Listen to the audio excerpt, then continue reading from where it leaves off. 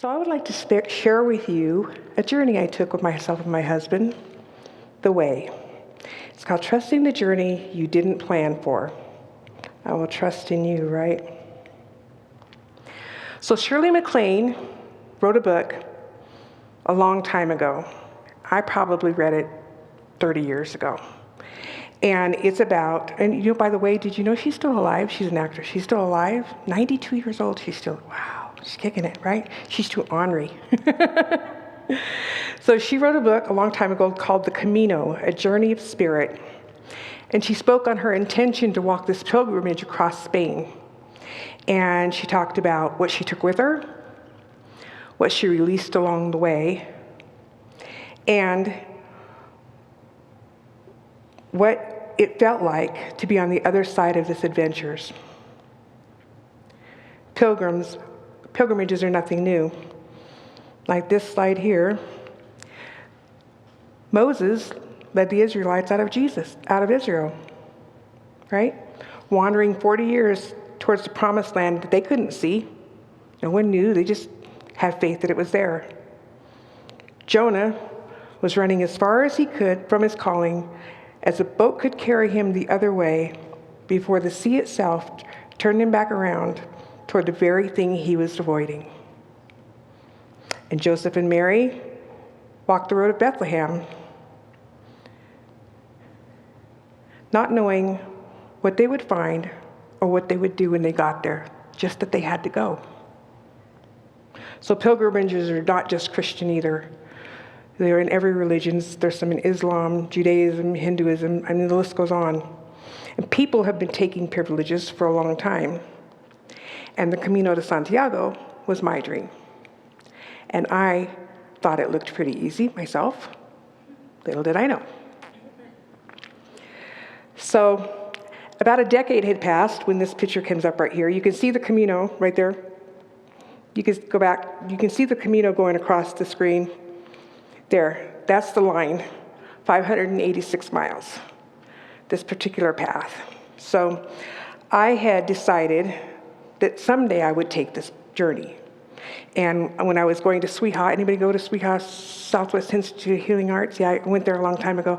And in one of my coaching sessions, we always share coaching, and I said, I want to go on this walk. And they're like, well, have you told your husband? I went, no. We'd only been married a year, so I was like, I don't want to bring that up because it's going to be, but they said, I dare you to go home, and nobody dares me to do anything.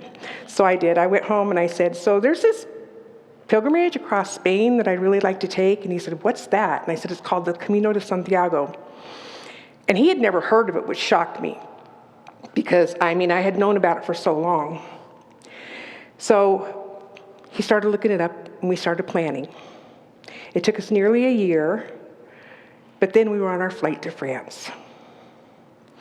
We had been training, and we were planning on leaving from Saint-Jean-Pied-de-Port, which is east of the Pyrenees Mountains. And as in all journeys, pilgrimages, there's more than one path. This particular path that you see right there was the one that they said was St. James the Great, one of Jesus' 12 disciples. They said after his martyrdom in 44 AD, legend says that his body was miraculously transported across northern Spain on this trail, and that his remains lie enshrined at the Compostela at the end, which I got to see, which was amazing. Legend tells us, right? So we were very excited, and we did all the work. We began at that little town on the foot of the Pyrenees, and we knew that there was 586 miles ahead of us. We had read all the books, cover to cover. We packed as light as we could because every ounce counts when you're backpacking for 6 weeks. We took one pair of clothes to wear and one pair of clothes to wash. That's what we had the whole way. 2 pairs of boots for hiking in case one got wet. And of course we had our rain gear and stuff. We trained our bodies for months. We loaded these backpacks, not with the stuff to have, with like flour bags and stuff, and we walked all over Phoenix at the time, just with these backpacks going up and down the mountain, Thunderbird Mountain, everywhere we could, just to try to get used to the tracking through there. And we even learned a little bit of Spanish, really not enough to do anything, but we knew where the bathroom was, the hotel was, and where the food was. So we figured, and I already knew how to say taco, but you know. So this picture here, you know, most of us kind of approach big transaction in the same way in our lives, right? A new job, a marriage, a diagnosis, a movie, a season of grief. We read what we can. We prepare what we can. We train ourselves as best we can. And there's real wisdom in that, right? Preparing matters. Then life happens. And the first lesson of the Camino taught me, no amount of preparation tells you what the road will actually be. So there were the guidebooks, but guess what? Everybody read the guidebooks. We hadn't counted that everybody was reading these same books, and everybody said, show up in September. We were there in September, and it was packed. The one with the albergues in it, the beds. Everybody was very friendly. Even the villagers were very friendly. But the path was packed. I mean, it wasn't just people walking. There were people on horseback and there were people riding bikes. And this path it's a hiking thing. It's not like it's all land like this. I mean, you go up and down and around and everywhere. It's really crazy in some parts. The very first day we were at 17 kilometers up the Great Pyrenees. And then it was 13 down, just to get to the first albergue. And we were just dead tired. I mean, we fell over in our things that day. So the albergues were all filled to the brim. We had all these college students. We didn't know that European colleges had just let out in September too. So everybody was flooding this. And with all these kids running around doing what kids do, no problem there, it just was very uncomfortable for myself and my husband in this place because we had planned on going from albergue to albergue, which is a hostel is what they're saying. Going albergue to albergue, like you see on here in the picture, and just staying there. That was the cheapest way to travel, right? After about 3 nights of trying to find a bed and fighting all these kids that were getting up at 3 o'clock in the morning,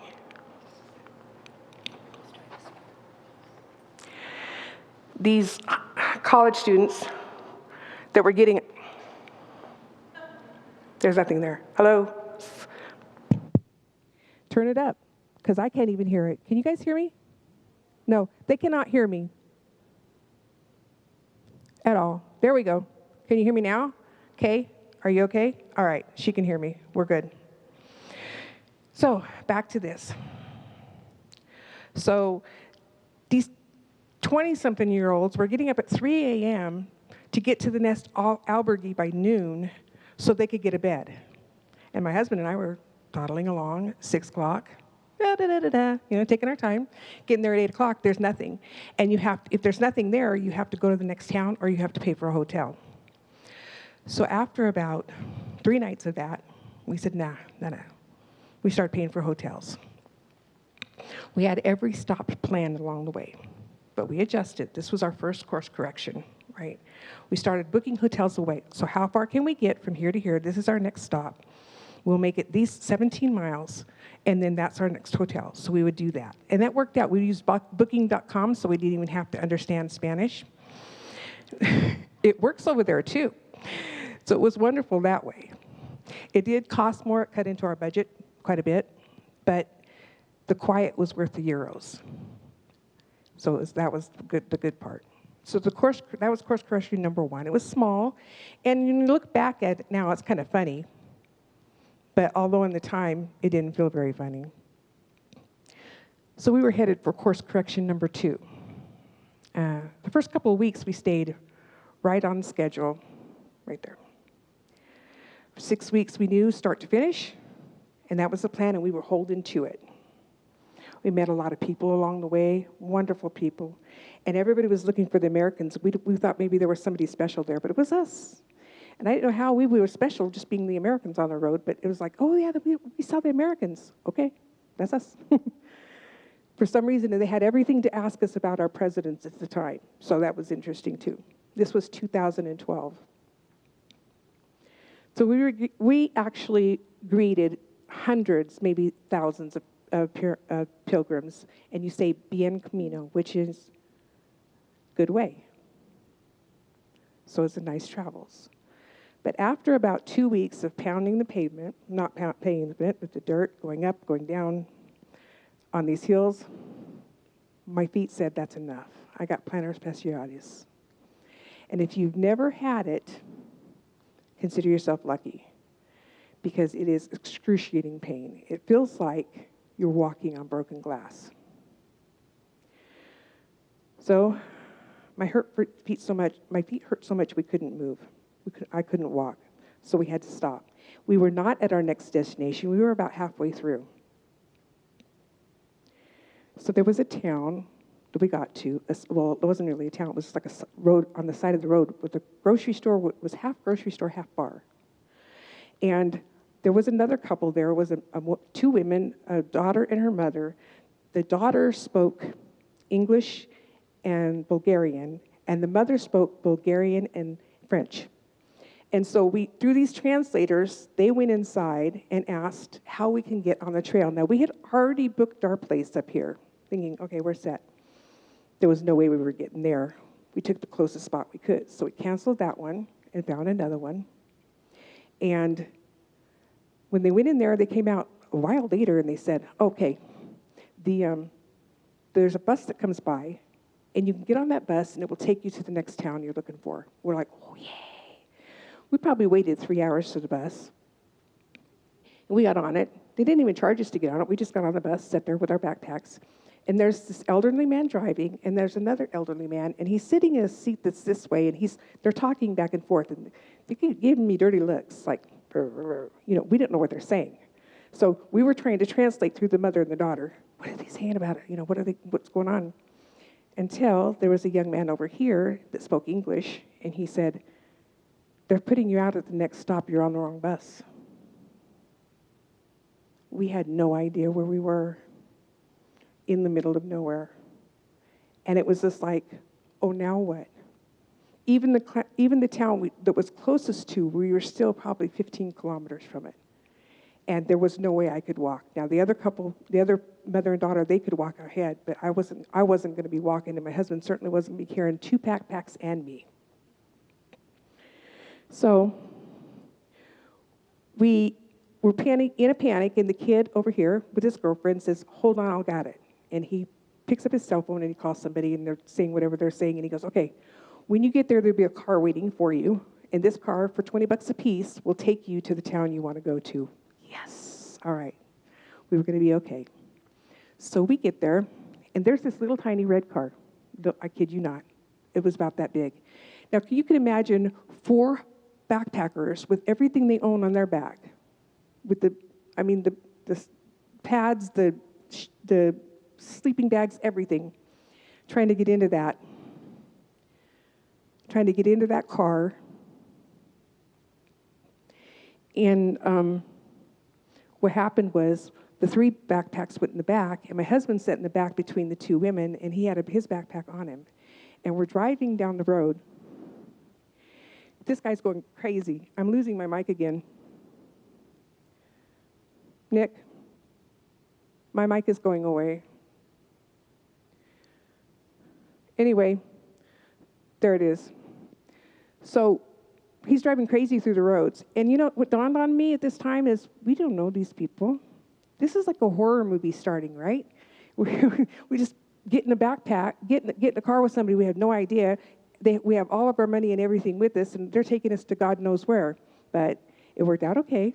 They took us where we needed to go, of course, because I wouldn't be here if they didn't, right? So there was a campground that we needed to sleep at instead of the hotel that we had hoped to sleep at, and that was okay. We spent a couple days there, but from then on in the trip, it was walk 1 day, rest 2 days.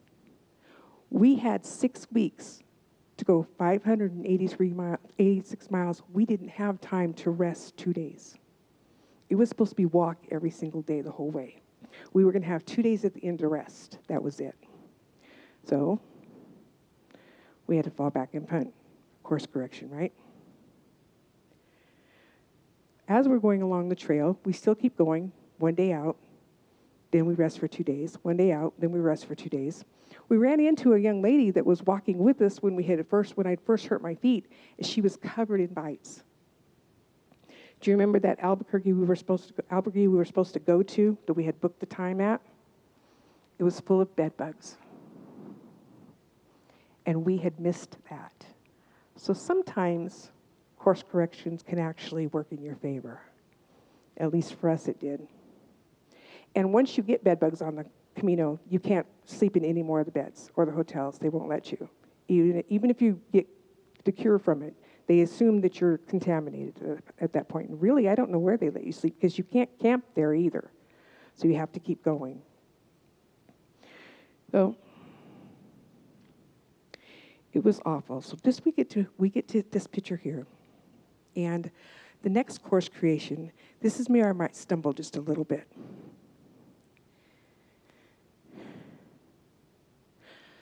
In our way there, you don't have a lot of reception for cellular service.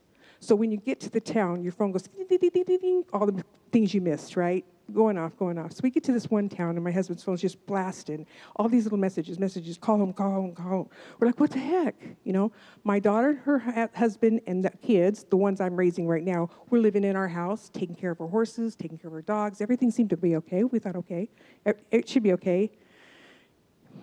It was his brother, and there was a tragic accident, and we lost Baxter, the horse. Now, Baxter was his baby. He got him when he was 6 months old, and at this point, he was 13 years old. We were dead. It was just over the top at that point. And we knew that there was something we had to do. So, actually on the Camino, on this particular walk, the last 100 kilometers is all you really need to get the certificate that you walked the whole thing, minus everything else. So we took a train to that spot, and we walked 100 kilometers in 3 days in pouring rain, mud, slush. I told my husband that the world is crying with us because it was just so overwhelming at that point. But we got there, and we got our little certificate. We managed to get to the train station. We had to take a train to Madrid to get on the airline. Then we had to change over all of our tickets because, you know, we wanted to go home earlier than we actually had it scheduled, and that cost us a fortune as well because, oh, you want to go home tomorrow? Yeah, we can pay for it tomorrow. But we did it anyway because we knew we needed to get home. There was just too much loss. And I don't think we even spoke the whole flight home. From Madrid, Spain. From Madrid. There was just too much. So if you'd asked me the night before we left, if you'd handed me a blank piece of paper and said, what do you not want on your road on the Camino, I would have told you, I don't want those crowded trails, those college kids, the backpack, the hostels being full, the plantar fasciitis, the bed bugs, the flying home early, all the extra added costs that we had for the extra hotels and the flight home early, and losing Baxter, which was the hardest hit. So it's funny that this happened 15 years ago, and I'm still so affected by him because he was like a puppy dog. He was such a sweetheart. He was a big draft horse, and he was just lovely. So looking back now, I know there was another plan unfolding beneath the one that we had created. It was God's plan, quietly guiding every step, whether we recognized it or not. Isaiah 30:21 reminds us that whether you turn to the right or you turn to the left, your ears will hear a voice behind you saying, "This is the way, walk in it." God was always leading us. gently leading us home. Along the Camino, I learned to lean on another person in ways that probably decades worth of soft marriage would have never helped me do, helped me understand. I discovered that the journey is not the destination. It's the journey that changes us. It makes us who we are. And the Compostela certificate is beautiful and it's wonderful to have. You have it all hang up and everything with all the little stamps along the way, and that's wonderful. But I learned that no guidebook, no matter how well researched or highly recommended, can spare us life on life's terms. Life arrives anyway, bedbugs and all. I learned that God often prepares the way, even when it looks like nothing is happening on the map that you thought was going to happen. Some of my greatest gifts were the completely unexpected, the breathtaking mountain vistas, the peak of the Great Pyrenees. I got to stand on it. It was amazing. It was beautiful. The ancient churches steeped in centuries of prayer, and the sacred moments only found after I stopped trying to control what was going on. That, I believe, is a true gift of my Camino. Not the certificate at the end, not the cathedral.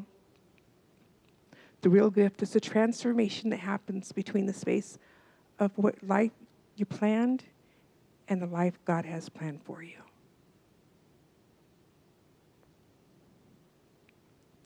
Near the end of her book, Shirley MacLaine shares a thought that has stayed with me all these years. And she writes, once again, the pilgrim returns home. That is when the real journey begins. And I think she's right. As I begin to close this for tonight, I want to say, where in your life do you feel off course right now?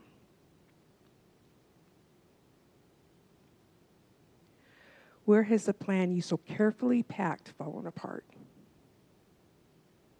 Maybe it's your health, relationship, work, finances, grief, or even your faith. If it's where you find yourself today, I want to offer you the same gift the Camino offered me. You're not lost. You may simply be realigning with the life Spirit has led you toward all along. Truth Teaching in Unity says that in every moment you live in the presence of one power and one presence, the Divine Spirit. Spirit knows the way, sees the bigger picture, and is always guiding you towards your highest good. Listen for that still, quiet voice within. It isn't criticizing you for the detours you've taken. It's gently whispering, this is the way. Walk in it. See how hard to say it is. This is the way, walk in it. May you learn to trust your journey, embrace the unexpected, and discover the gifts waiting where your plans end and God's unfolds. Bien Camino, my friends.